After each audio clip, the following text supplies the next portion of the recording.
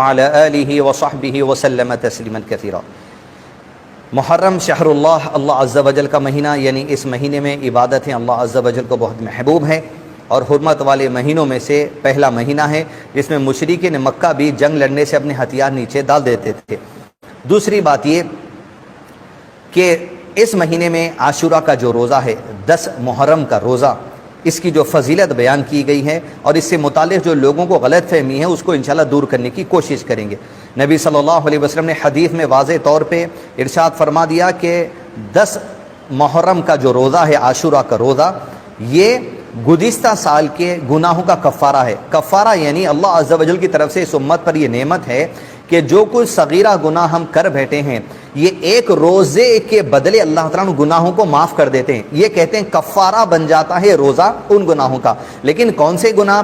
صرف صغیرہ گناہ۔ کبیرہ گناہوں کے لیے خالصاً توبہ انسان کو کرتی رہنی چاہیے۔ کبیرہ گناہ کیا ہے؟ جہاں جہاں قرآن اور سنت میں وعید آئی ہے، وارننگ آئی ہے کسی گناہ سے پہلے، وہ گناہ کبیرہ گناہ میں شمار ہوتا ہے۔ دوسری بات یہ کہ عاشورہ کا روزہ گزشتہ سال کے صغیرہ گناہوں کی معافی کا ذریعہ بنا دیتے ہیں اللہ تعالیٰ کی رحمت ہے اس امت پر جو نبی صلی اللہ علیہ وسلم کی ہے۔ دوسری بات یہ کیا یہ روزے کا تعلق حضرت حسین کی شہادت سے ہے؟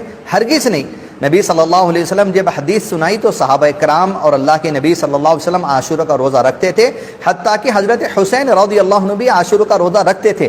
لیکن اتفاق یہ ہے کہ آپ کی جو شہادت ہوئی وہ بھی 10 محرم کے دن ہوئی، یہ اتفاقیہ بات ہے۔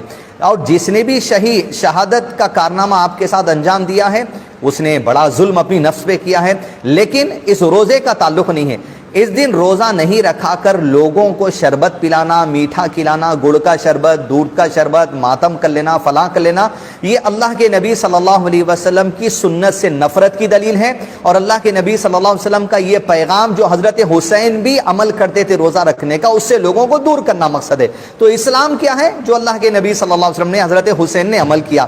اسلام وہ نہیں ہے جو حضرت حسین کے نام پر کچھ اور کیا جا رہا جو لوگ آج کے زمانے میں ہم کو دکھتے ہیں۔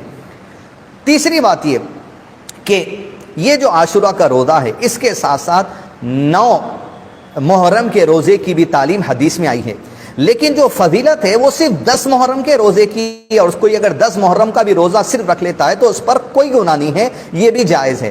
لیکن 9 محرم کے روزے کی جو حدیث میں اللہ کے نبی صلی اللہ علیہ وسلم کی بات کو علماء کرام نے پیش کرتے ہوئے حکم بھی لگایا، بعض نے اسے صحیح کہا، کسی نے حسن کہا، علماء کرام نے اس حدیث کو، اور مختلف رائے ہیں، لیکن علماء کرام نے عمل کرنے کی ترغیب دی احادیث کی روشنی میں۔ کیا کہ یہود بھی 10 محرم کو روزہ رکھتے تھے اس بنا پر کہ موسیٰ علیہ السلام کی قوم کو اللہ تعالیٰ نے فرعون کے لشکر سے اسی دن نجات دی تھی، تو موسیٰ علیہ السلام اللہ تعالیٰ کی شکر گزاری میں روزہ رکھتے تھے، تو یہود موسیٰ علیہ السلام کے اس عمل کو فالو کرنے کے لیے روزہ رکھتے تھے۔ نبی صلی اللہ علیہ وسلم نے کہا ہم تو موسیٰ علیہ السلام سے تم سے زیادہ قریب ہیں، اب ہم 9 کا بھی روزہ رکھیں گے۔ یہ جو 9 کا روزہ ہے اس کی فضیلت وہ نہیں ہے جو 10 محرم کے روزے کی، لیکن 9 محرم کے روزے کا پیغام یہ ہے، ہر وہ بات، ہر وہ عقیدہ، ہر وہ دعوت، ہر وہ کپڑا، ہر وہ طریقہ جو اللہ کو پسند نہیں ہے، جو اللہ کے نبی صلی اللہ علیہ وسلم نے جس سے منع کیا ہے، اس کی مسلمان اپنے دین کی حفاظت کرنے کے لیے، اپنے اعمال کی حفاظت کرنے کے لیے، اپنے ایمان کی حفاظت کرنے کے لیے ہر اس عمل، ہر اس کپڑا، ہر اس دعوت، ہر اس کلچر کی مخالفت کرے گا جو اللہ کو پسند نہیں ہے، جو اللہ کے نبی صلی اللہ علیہ وسلم کی شریعت میں نہیں ہے۔ 9 محرم کا روزہ صرف مخالفت سکھاتا ہے ہر باطل کی، ہر غلط بات کی جو اللہ کو ناپسند ہے۔ اس کے علاوہ اس دن کے روزے کا اجر و ثواب تو انسانوں کو اللہ تعالیٰ عطا کریں گے الحمدللہ۔ اب مخالفت کیا ہے؟ مخالفت یہ ہے کہ دنیا کے وہ لوگ جو اپنے پہناوے میں، اپنی دعوتوں میں، اپنے کلچر میں، اپنی پارٹیز، چاہے برتھ ڈے ہو، اینیورسریز ہو، کوئی اور معاملہ ہو، جو وہ لوگ اپنے عقیدے سے جوڑ لیتے ہیں۔ عقیدہ مطلب ارے یہ کرنے سے ہمیں نفع ہوگا، سال بھر اچھا جائے گا ہیپی برتھ ڈے منانے سے، ہیپی اینیورسری کہہ لینے سے، اینیورسری منانے سے آنے والا شادی شدہ سال اچھا جائے گا، برتھ ڈے منا لینے سے آنے والا سال اچھا جائے گا، نیو ایئر کہہ لینے سے آنے والا سال اچھا جائے گا، ہیپی کرسمس کہنے سے آنے والا سال اچھا جائے گا۔ ان کا عقیدہ یہ بن گیا کہ ایسا کرنے سے کچھ فائدہ ہوتا ہے، اگر ایسا نہیں کریں گے تو نقصان ہوگا۔